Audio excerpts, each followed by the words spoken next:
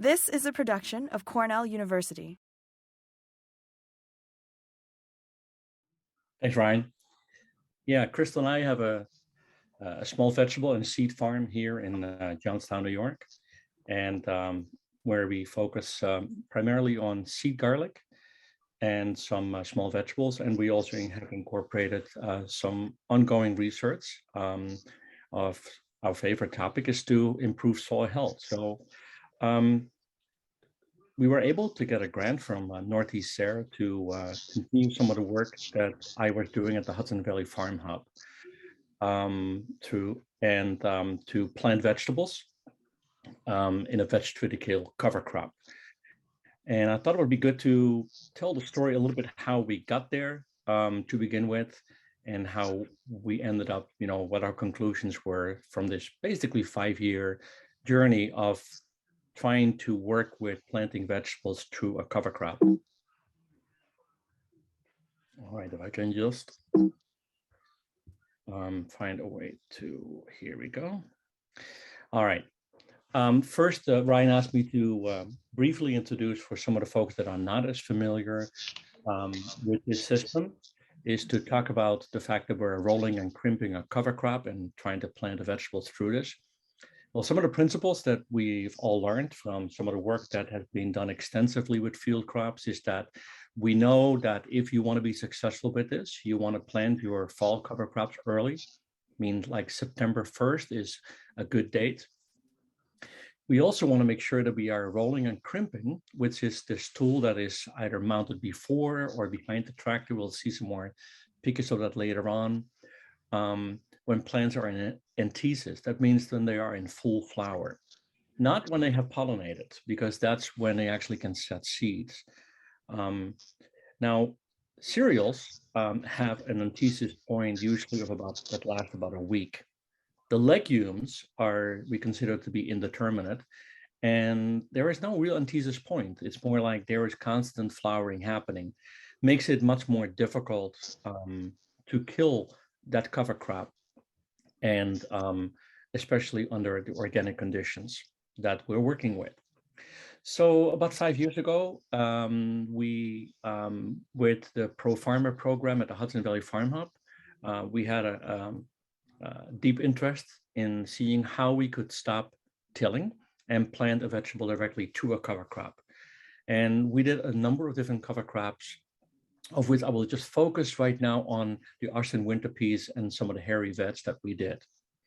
And by pure coincidence, as we had so much land in cover crops and we didn't really want to plant all that acreage into vegetables, we planted some buckwheat with a no-till drill, true Austrian winter peas.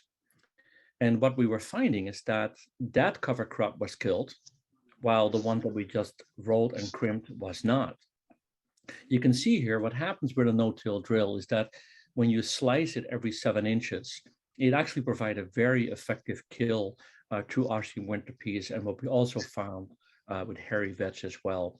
So in order to accomplish the killing of a cover crop that is an indeterminate plant, you have to do something more than just rolling it and crimping it. You actually have to slice it without bringing up soil, of course. Here you can see where's the hairy vetch. And again, you can see this no-till drill has coulters to allow the seed to actually go into the ground. And of course, the seed box is empty for this particular situation. And then it's a better slide right here. And then we planted with a very specific no-till planter, very expensive piece of equipment. We planted directly into the hairy vetch. We planted sweet corn. And then in the arsen winter peas, we planted some broccoli and cauliflower. You can see there's a lot of open ground there. When you're using 100% legume mix, there is an awful lot of ground that is still exposed. And this is what it looked like right after planting. So it's still pretty clean. A little bit later. But if you take a closer look, you can see that a lot of weeds are going to be establishing. to the extent where like you're going to lose your crop if you don't address the weed issues there. So there wasn't a high residue cultivator, but a Lilliston rolling cultivator was used that was sitting in the barn, and one of our pro farmers painted it up nicely. And we used that actually quite successfully to go through the Oshley winter piece. So the Oshley winter piece was not something that needed a very specific piece of equipment, but because it's pretty rough and the distance between the Lillistons is quite wide, and it didn't do a phenomenal job. A lot of hoeing was required, and even despite the hoeing, the weeds were getting in. But what's interesting to see here, when you look at this slide, this is taken on August 10th, and then we did a side-by-side comparison between where we did conventional till. You can see that this crop is wilting. So the water holding capacity of the soil is so much greater in the plots where we didn't till the conventional till before planting. So we were really fascinated. The structure was much better in that plot. So we were encouraged to continue that work. But here is the kicker, is that in order to be successful there, we had an army of people hand hoeing it and keep the weeds down. So conclusions really of this whole trial is that first of all, that legumes are difficult to roll and crimp, and you're going to have access to a kind of an expensive piece of equipment, which right now is more possible with USDA grants that have been made to make no-till drills available through your USDA office. And I encourage everybody to talk to their local USDA agent if it's possible to apply for a grant to get a machine like that in your county. It's difficult to control weeds unless you have access to the equipment that can deal with high residue. So there are high residue cultivators. And a Lilliston rolling cultivator is not the ideal piece of equipment. High residue cultivators are very specific and get a lot closer to the crop and allow you to do much better weed control. The other thing we found is that similar or even better yields were in the no-till plots, unless, under the condition that you keep your weeds under control. And of course, the positive results that we had was only accomplished because of very high labor input, which we didn't feel that did had a commercial application yet for organic farmers. But we were intrigued, and I wanted to continue. And then through 2018, we tried to continue this trial at Roxbury Farm. But as soon after rolling, we actually discovered that the local rye and hairy vetch was purchased was full of weed seeds, and we had to abandon it. So here again, it's one of these things where you learn along the way. If you are doing something like this, you cannot afford to get seed that is not completely clean. You have to be more careful in preparing your seed bed so you have a very clean seed bed, so you also don't have overwintering weeds as well. Then in 2019, when we moved to Philia Farm in Johnstown, we were able to obtain a grant through Northeast SARE, and we set up an experimental trial with 27 plots, whereby the premise was like, we know we don't have good weed control with just hairy vetch. What about if we mix in a small amount of triticale and see if that will provide us with the optimum amount of weed control? Let's do 20 pounds of triticale all the way up to 80 pounds of triticale and see what difference we will make. What we had learned from our colleagues that are doing field crops is that biomass really matters in order to have optimum weed control. And we know that the biomass of just hairy vetch, especially in the northern regions, is about 2,500 pounds.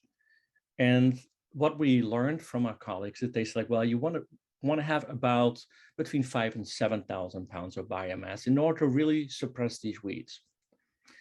So this is what we did, and this is what the what it looked like. We had a randomized way of looking at all these different seedings, replicated 3 times each particular seeding rate. And this is what the triticale and the hairy vetch looked like. the following year in 2020. And then we rolled and crimped it sometime around the beginning of June, when the triticale was in thesis. And what we already right away learned is that at the very lower rates of triticale, the hairy vetch is very well, and lot, which then gave a problem for us to be able to plant in it afterwards. You can see here where the brown spot is, that is the control plot. So we could make a comparison between conventional till and the different seeding rates. Another aspect of the grant was to be able to see, like, if we take a regular planter, how do we have to modify it in order to plant under no-till conditions? And one of the things is that you can take a regular transplanter and plant with no-till, given that you do have a double disc opener in front of the transplanter, and that you modify the closing wheels. Closing is more of an issue actually under no-till conditions than opening, is what we found, is that these regular, and I'm going to put my mouse right on here, those are the regular closing wheels. They have a little bit of a bevel there, a little bit of an edge. We had to replace them with the old-fashioned closing wheels. And you see there's no bevel there. So they wouldn't start riding on the hard ground.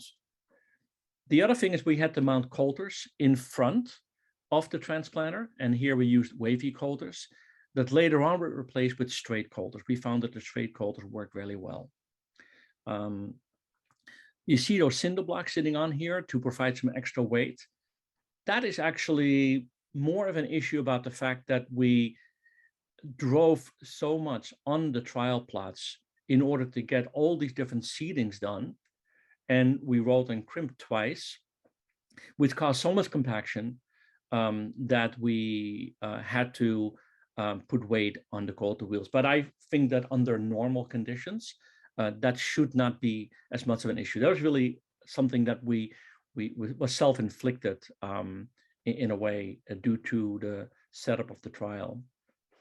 And here we are planting cabbage. We chose for Passat, Jan van der Heijden of BO Seeds. We had a conversation with him, and we wanted a quick closing cabbage. We knew that sweet corn is a crop that can be done relatively successful under those conditions to provide weed control through shading.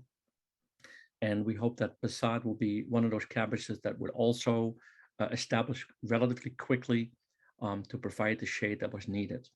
You can see the hairy vetch is not fully killed. We did not have access to a no-till drill. The only thing that we used here is a roller and crimper.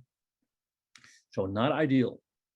And you can see that the hairy vetch started coming back, the cabbage started growing, and we started monitoring the progress of the different cabbages.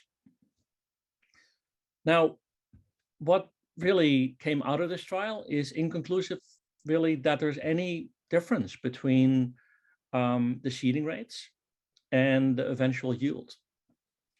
We also found that the compaction was a great limiting factor in order to allow the cabbage to thrive the way that they should be. So there's definitely something inherent in the fact that we did this trial the way we did, that we didn't see the results that we would like to see.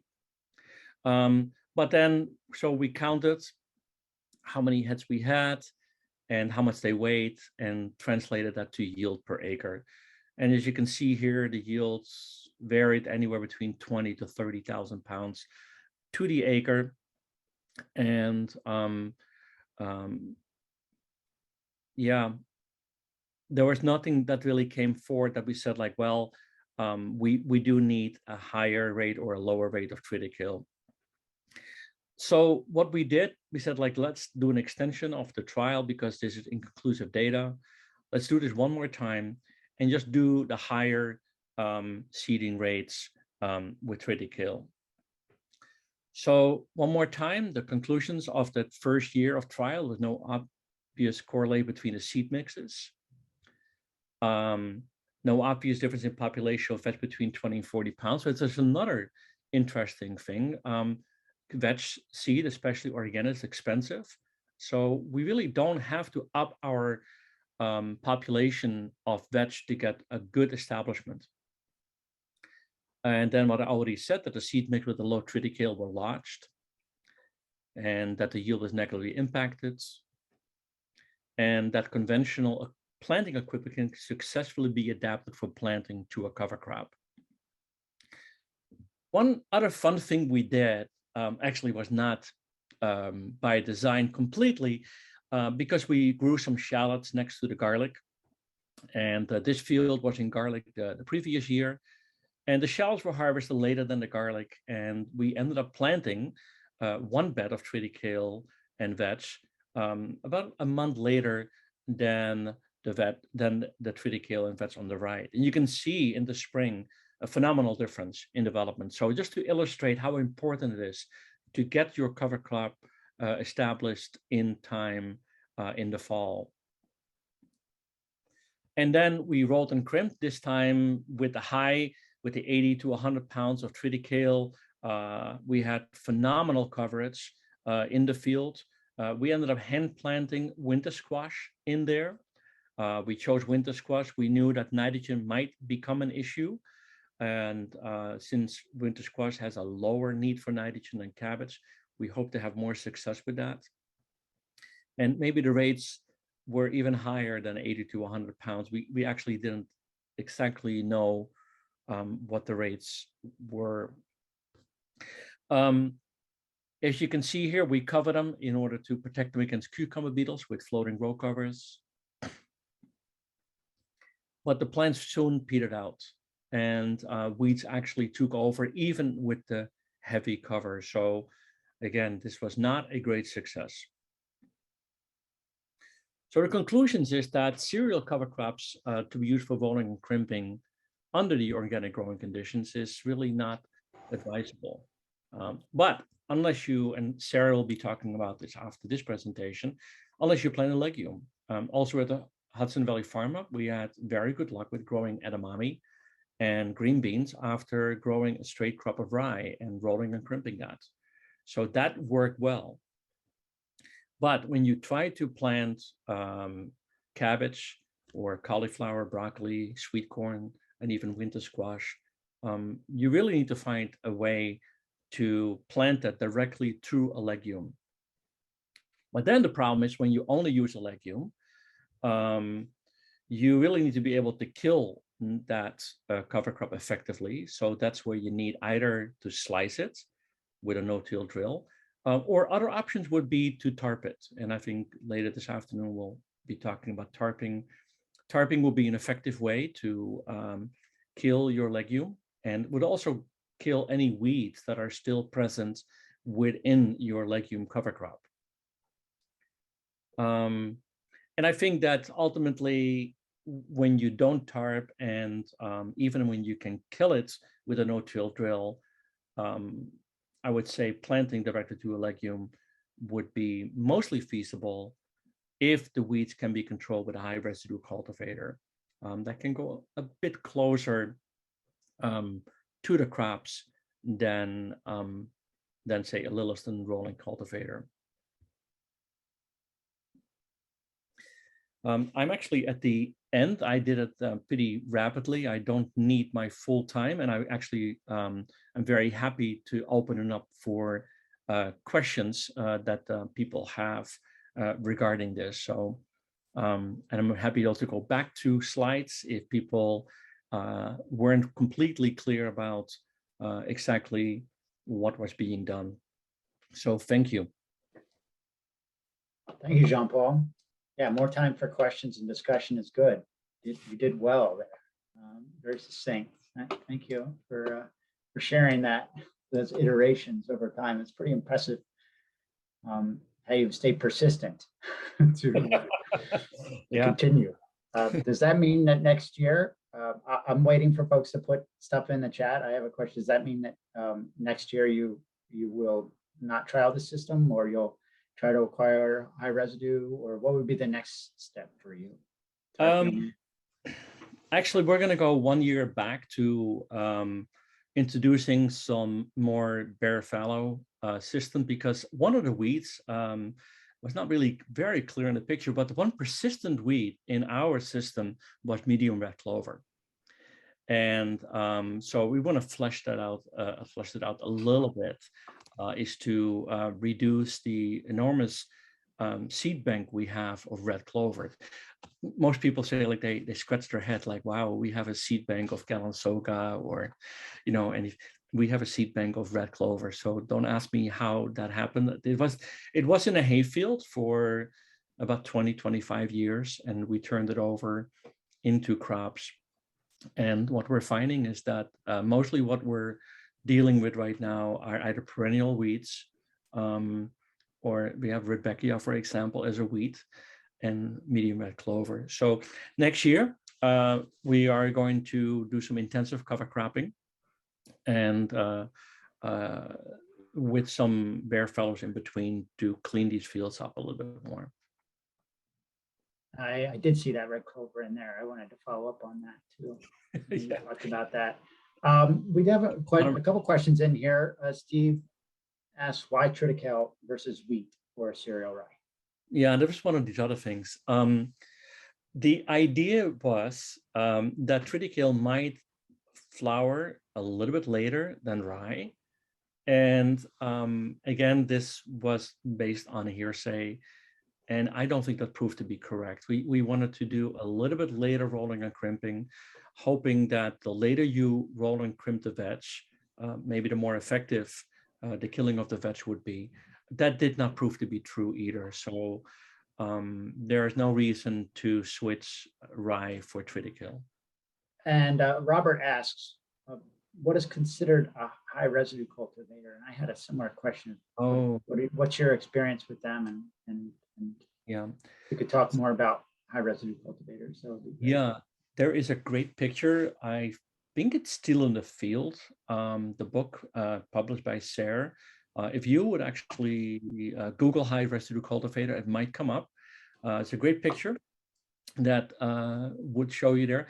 And why it works the way it works is that people who are familiar with a no-till drill, especially the John Deere type no-till drill, there are press wheels running in front of the coulter that actually hold the crop residue down before the coulter hits it. Well, in this case, the coulter wheels, and there will be two of them, are holding the residue down, and then the knife slides underneath the crop residue. So holding that cover crop in place is really important, that you don't start pushing the crop residue in front of your cultivators. So by just holding this down and slicing it, and then go underneath with a knife, is what makes this thing work really effectively. And it's an expensive piece of equipment. I priced one out, and that's already back in 2017. And back then, a 2-row was already $14,000. And given where prices are right now, I don't know, $1 million.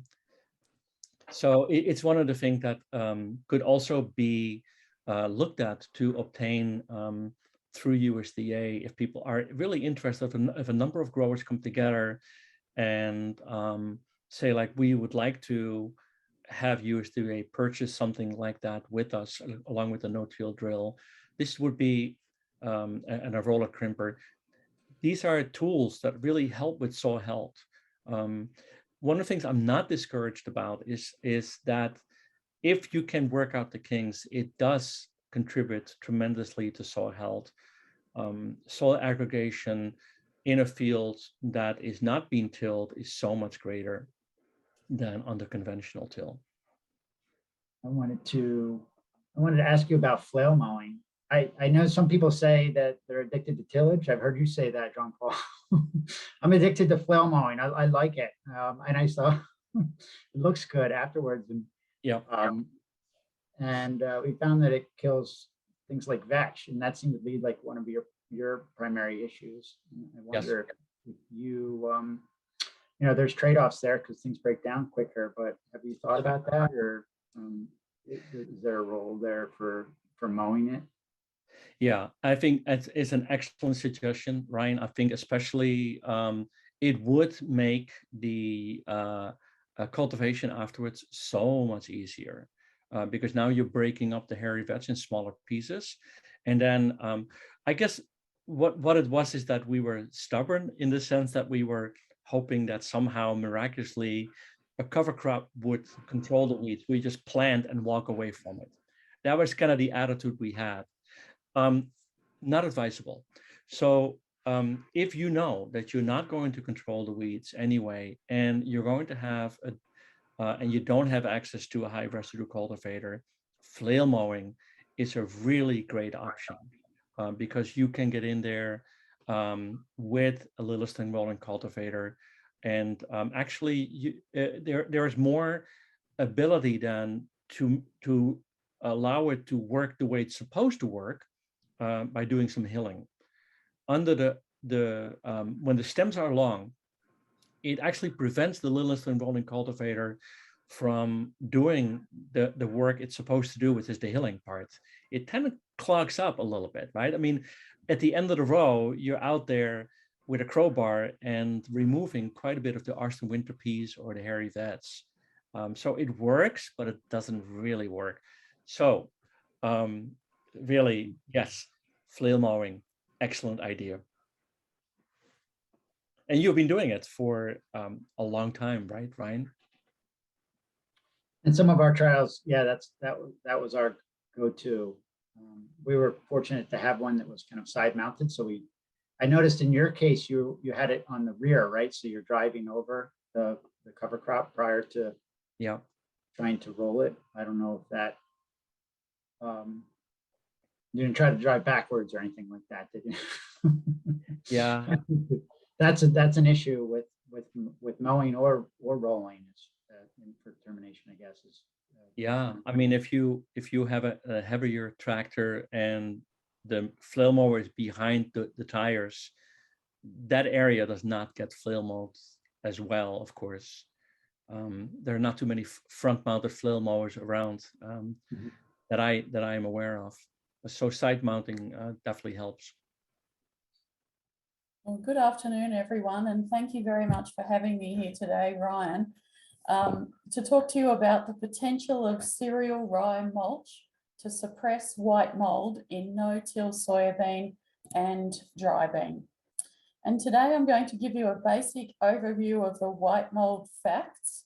So we're concentrating on the disease white mold, and we'll just review some of the strategies and tactics to control the disease, and that leads into the rationale for our experiment looking at the potential for rolled crimp cereal rye to add to the control of this disease in leguminous crops. We'll then talk about the field trials specifically. We've been doing this for several years at Geneva, and the results have been consistent. We'll talk about the rationale. We'll talk about how we designed the experiment and our approach, and some of the results, not just on disease, but also on the trade-offs of weed suppression and on crop biomass and on yield, pod yield. And we'll talk about the implications of our findings for disease management in leguminous crops. So just as a refresher, white mold is caused by the fungus Sclerotinia sclerotiorum. You may know the symptoms of this disease already. There's white, cottony, fluffy mycelia that you'll find on pods of dry beans and soya beans and snap beans. But the fungus has a very broad host range, so it can infect over 400 plant species, many of which are vegetables and field crops found in our New York cropping rotations, which makes rotating out to a non-host quite problematic to provide an opportunity to potentially reduce the inoculum density in the soil. Now, often crops have very low tolerance for white mold. For example, in snap bean crops, the tolerance for crop rejection could be as low as 2%. So over that 2% threshold, if pods are affected, that could lead to crop bypass. So it's important to get the management very correct. So why do we worry about white mold apart from crop bypassing? Well, we have direct crop loss in those crops. So the disease causes premature pod abscission, so they just fall off. before we get to harvest them, and we reduce the number of harvestable pods. We can also reduce the number of beans per pod, because even though pods might be harvested, they would have less energy going into those pods and therefore less beans being formed within the pods. And sometimes the beans might be formed, but they have poor quality, that because they didn't have enough energy during formation, they might be quite shriveled and not suitable for sale. But we also have to consider contamination of the fungal parts, such as the sclerotia, these black resting bodies of the fungus that you see here, in the beans. So that slows down the process of sorting out beans from sclerotia, because of course no one wants to find sclerotia in their can of dried beans. But there's direct crop losses, but there's also indirect crop losses as well. When we get the production of this sclerotia, the resting body of the fungus that survives in the soil, on the diseased plant parts, they fall back into the soil surface and then form the inoculum for the next susceptible crops in the rotation. So it's setting up disease loss for future crops as well. So we have to think about direct and indirect crop losses. So for white mold, for all diseases, we can represent diseases by this disease triangle. So we have the role of the pathogen, the role of the environment, and the role of the plant. And all those three factors have to come together to get disease in your crop. For white mold, the pathogen we consider is usually sufficient in the soil at sufficient densities to cause disease. So we can't alter management too much by trying to reduce the pathogen level in most cases, mostly because of that very broad host range.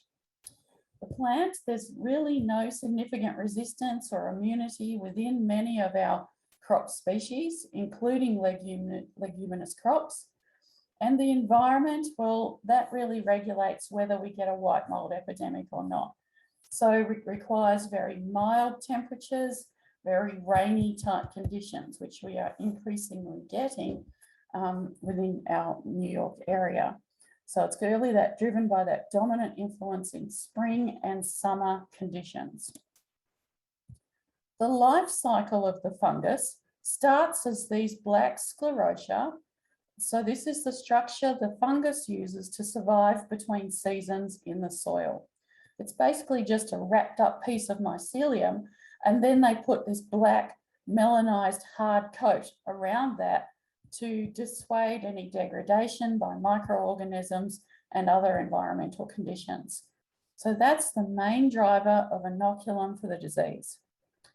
Those sclerotia, when the conditions are right, germinate into these, what we call apothecia, but there's these little mushroom type structures, pale brown mushrooms. On the surface of those pale brown mushrooms, we get the production of ascospores, which are basically colourless balls that are wind dispersed. Those ascospores can then only infect the flowers of our beans, and then they use those dead, dying flowers as a nutrient source to be able to infect the green tissue directly. So whether that be a pod, whether that be a stem, it can cause chaos on a variety of different plant parts as long as that infected petal falls on that plant part. And then we get the typical symptoms of white mold, these bleached necrotic lesions, and the signs of the pathogen, which are these white, cottony, fluffy mycelia, which then ball up, become black, and then fall onto the soil surface again. Now, I mentioned the role of the environment, and this is really illustrated just, for example, over the season between 2014 and 2017. So 2014, it was a white mold year, so to speak. It was cool, it was rainy all year long, and we got a lot of significant loss in our leguminous crops from white mold. In 2015, we didn't see much white mold because it was cool, but the rain happened very early in the season. So that affected crop stands, which affected the microclimatic conditions later on. So crops didn't reach their full potential and they didn't get canopy closure. 2016, the same happened, but it was just hot and dry all year round. And again in 2017, wet and cool all season long, and it was a white mold year. So we get these dramatic fluctuations in white mold epidemics between years. But what we do know for white mold is that the inoculum comes predominantly from within the field. The ascospores don't fly in from down the valley or generally the field next door. The inoculum or sclerotia that's in the soil in that field contribute to the ascospores that are being produced, and those ascospores get caught by the crop canopy and are able to cause disease. If the ascospores do escape the crop canopy and get into the wind currents, they're quickly broken down because they're colourless and they're able to be degraded by ultraviolet light quite quickly. So to concentrate on management, we know that we need to concentrate our efforts on trying to reduce the sclerotial density within the field itself, which gets back to our potential for using rolled crimp cereal rye to control white mold in a field. So in terms of management for white mold, this is what we know so far. We've got these strategies, so things that we can do prior to planting to reduce the sclerotial inoculum and reduce the risk of disease. And we also have tactics, things that we can do within the season as well. So let's take a closer look at that before we move into the rationale for our rolled crimped cereal rye research.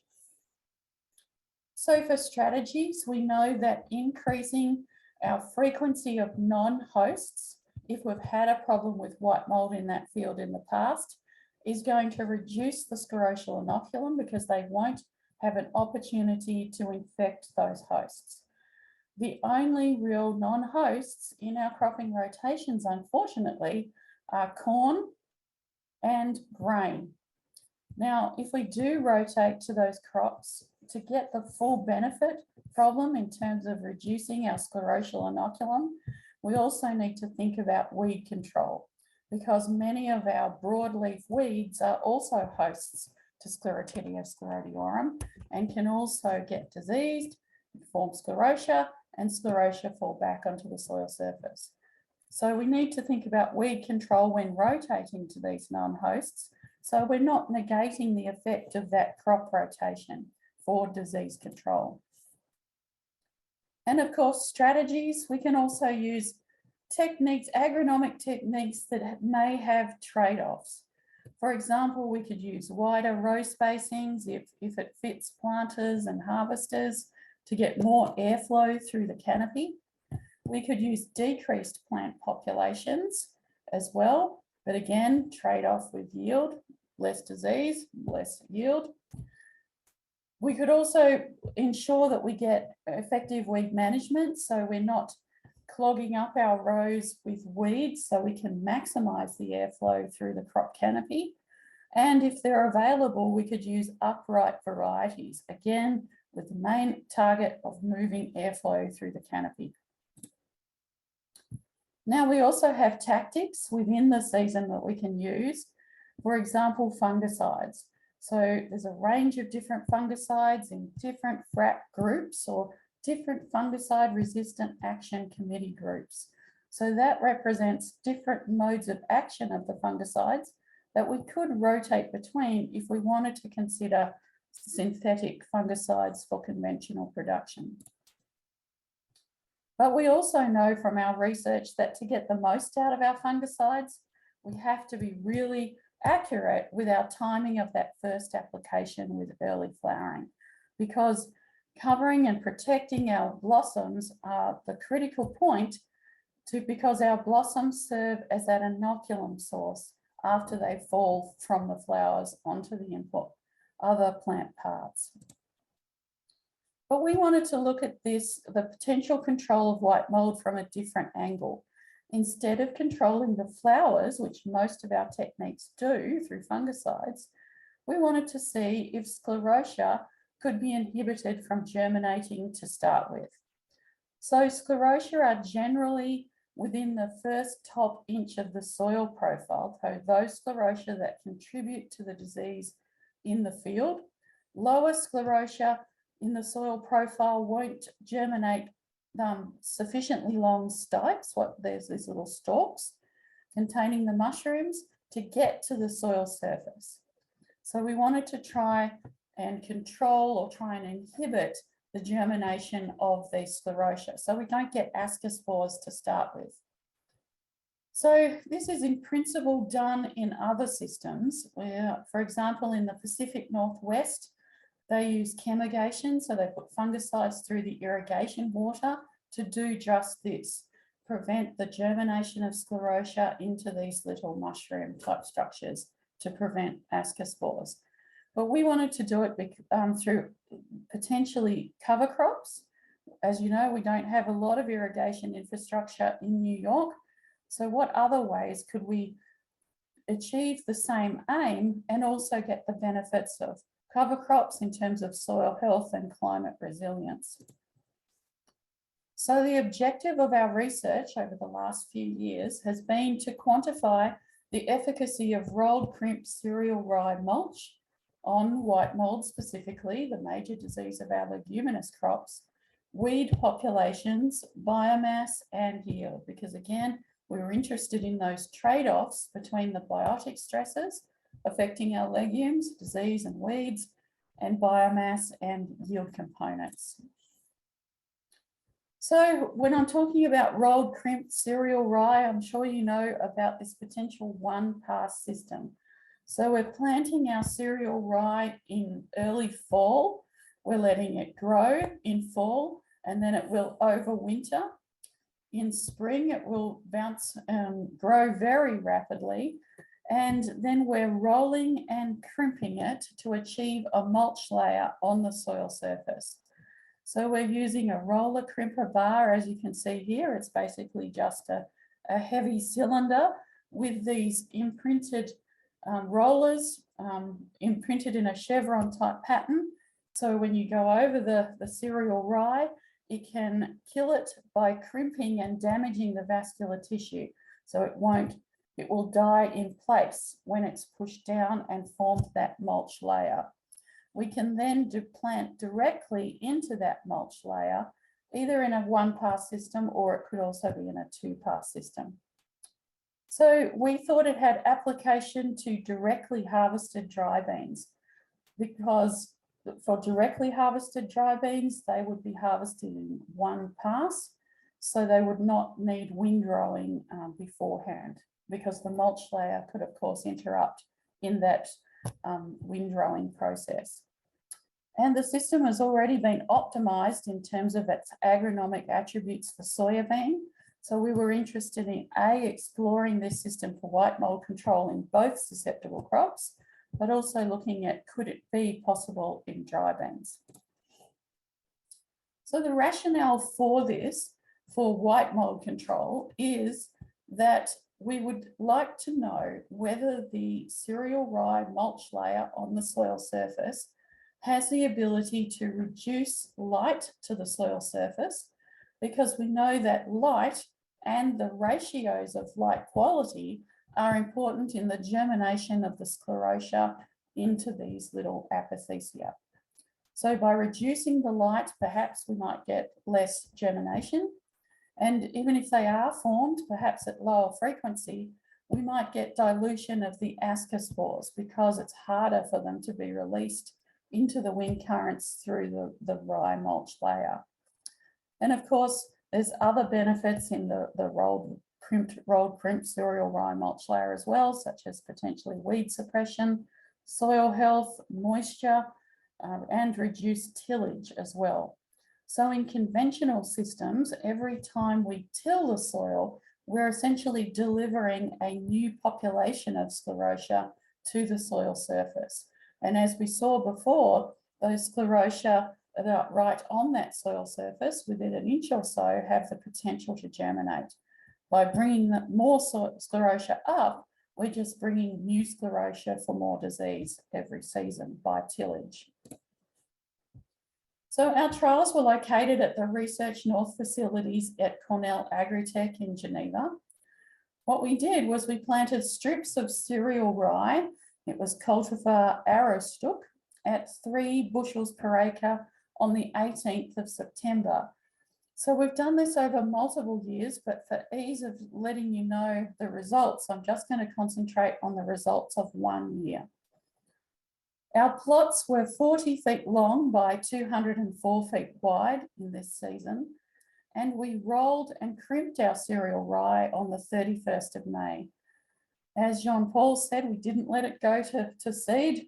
We rolled and crimped it at 75% anthesis to soft dough stage. And our main crops were planted as a bit later than we would have liked on the 7th of June because it managed to rain prolifically just after we rolled and crimped it the day after. We had 2 different crops, soya beans, it was variety Viking, and black bean, which was variety Zenith. And we planted our black beans at the commercial conventional no-till phase of 8 seeds per foot, and both crops were planted with a 30-inch row spacings. So essentially we're comparing fallow areas that were not planted to cereal rye mulch, cereal rye in fall, compared to our rolled crimped cereal rye plots, 2 treatments. This is the process where you can see that the cereal rye has produced a huge amount of biomass since its planting in fall and into spring. And this is, you can see our tractor going up and down our plots, rolling and crimping it into a mulch layer on the soil surface. This is what our plots looked like in May. So we had significant biomass, and again, we're rotating our treatments up and down our field. And this is what it looked like after we'd rolled and crimped the entire paddock. So the first thing we wanted to have a look at was the effect of that cereal rye mulch on plant density, so crop populations. And we found that dry beans, there was no significant effect from the rye mulch. The similar plant density or plant populations in the fallow and the cereal rye mulch plots. And surprisingly, in the soybean plots, we did get 45% less plant density in the rye plots. We also looked at crop biomass. So once we know how many plants have established, we wanted to look at their vigor as well. And we did this mid-season, 19th of July, and later in the season on the 31st of August. So in dry beans, in the 19th of July, mid-season, we had significantly less, 63% less biomass in the rye plots compared to our fallow plots, and a similar effect on soybeans. And of course, we had that plant population effect earlier in the season as well. But by the 31st of August, there was no significant effect on biomass from between the mulch and the fallow areas in dry beans, but we still had a legacy effect from that plant population and potentially plant vigor effect earlier on in the season in our soybeans, 27% less in the rye plots. Now, in terms of yield, we hand harvested plants within different subsamples across our treatments, and we looked at pod weight and pod number on the 12th of September. So for dry beans, we did get a significant increase in pod weight in the rye plots, but pod number was not significantly different between the treatments. So potentially we had significantly heavier pods because we had the same number, whereas in our soybeans, our pod weight was again reduced in our rye plots by nearly 30%, and our pod number was not significantly different between the mulch and the fallow plots.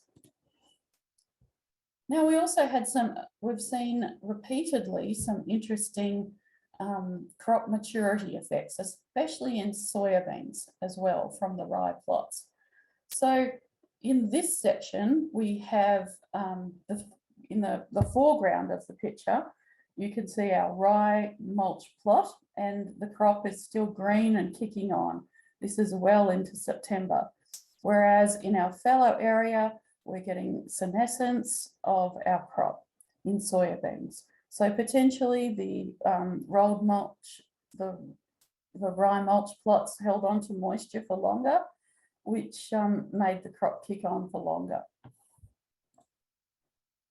Now, we also saw significant impact on weed suppression from our rye plots.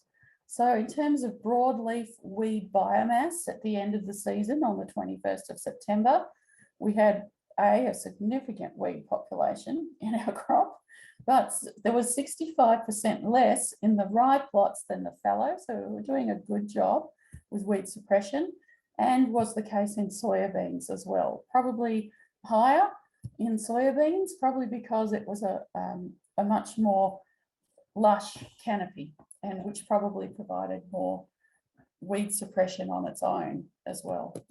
But let's get to the crux of the issue, which was what was the effect on white mold. So we looked at the incidence of white mold on plants and pods in the mulch plots versus the fallow plots. And in soybeans, we had an incidence in the fallow plots of 8.4%. We could not find white mold in the rye plots. Similar effects in the dry beans, significantly higher incidence of white mold on plants in the fallow plots compared to the rye plots. Now, to look at the effect of the cereal rye on sclerotia, we dug into the ground 6 sandfield pots, which we filled with sclerotia, 6 per plot. Now, these sclerotia were ready to germinate once they had the correct conditions, so that we condition them in the laboratory to be able to make them ready to germinate if they can. So let's look at the results of that. So what we were looking at for was whether the sclerotia had germinated and if they had germinated properly. So by that, I mean that they've germinated with their small stopes, the small stalks, plus the disc, the apothecia, which contains those ascospores. So what we found was consistent between the soybeans and the black beans. So for example, the incidence of germination that resulted in fully formed apothecia with that disc and ascospores was significantly higher in our fallow plots compared to our rye mulch plots. Also the case in black bean, but the opposite was true for non-functional production of stipes. So by non-functional, again, I mean that the sclerotia have germinated, but they did not form that disc and therefore no ascospores. So we have more in the cereal rye plots compared to the fallow plots in both the soybeans and the black beans. So this is what they look like. So just as a reminder, we have in the rye plots reductions in the functional apothecia, the incidence of these, and this is what a functional apothecia looks like, fully expand disc, but significant increases in the sclerotia that are germinated to non-functional stipes. And this is what they look like.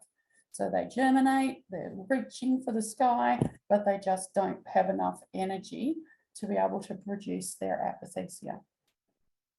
So we believe this energy exhaustion of sclerotia could be potentially useful in a no-till situation because, again, those sclerotia that are only within the top inch contribute to disease. And if we're not bringing up new populations of sclerotia by tillage, we're going to essentially purge that upper layer of sclerotia, which could contribute to disease in future crops, which may lead to a reduction in soil-borne inoculum. So that's one aspect of our further research into this issue. So in summary, there's fewer newer fungicides, fewer new tactics that can be used in conventional systems being produced on the horizon. But we believe not relying on one tactic or one strategy is the future, especially for these recalcitrant type diseases that have been with us for a long time. We need that systems types approach to be able to make incremental gain in disease control. Rolled crimp cereal rye mulch could offer that ability. It provides weed suppression. We've demonstrated white mold control and potentially reductions in soil-borne inoculum, but the system needs to be optimized for its agronomic attributes with yield. So with that, I'd like to acknowledge the fantastic help of my own team, the Evade team, visually seen here. Also the funding of the New York State Tribean Council and USDA Organic Transitions Program, and our collaborators from the Ryan program and also Brian Brown from the New York State IPM program. Thank you. I will stop sharing. Sarah? Wow, super innovative work there and applications of the rolled rye system. It's great to learn what you're finding there. I'm gonna take a look at the time. We have several minutes for questions. We're due to end around 1:05, so I do invite folks to use the chat. One question that's in there is, how do you think snap beans would do in this system? Yeah, actually, I'm going to throw that question back to you, Steve. Would they be, do you think they would be held upright enough for the direct harvest? I guess it would depend upon the cultivar. Probably depend on the cultivar. It could work. It's fascinating. Yeah. I just hope they don't get more susceptible to root rots, because if there's more moisture underneath the Good mold. rotation would be the key there. Yeah. This is anecdotal and Sean Paul speaking, but we did in 2017 successfully grew snap beans through cereal rye. And we thought the difficulty would be that cereal rye would be picked up by the bean harvester. That was not the case at all. There was no trash coming into the harvester. And also we had actually relatively good germination there. But again, this is only 1 year.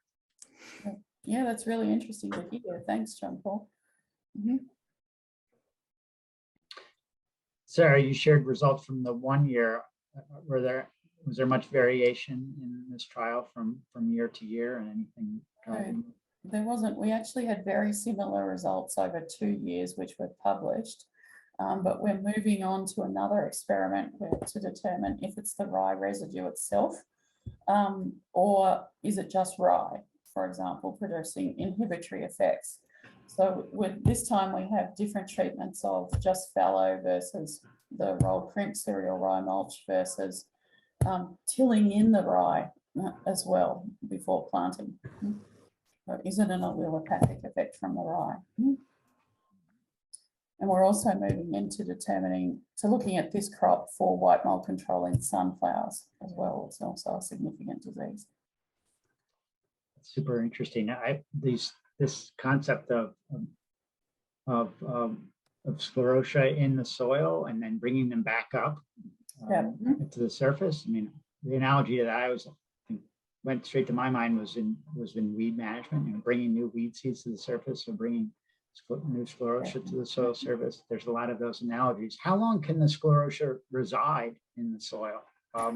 Yeah, we've actually got much of the data on that is from the Midwest, where it's very different conditions. So we've set up our own experiment, which has been going 2 years now, and so far they're kicking on just fine.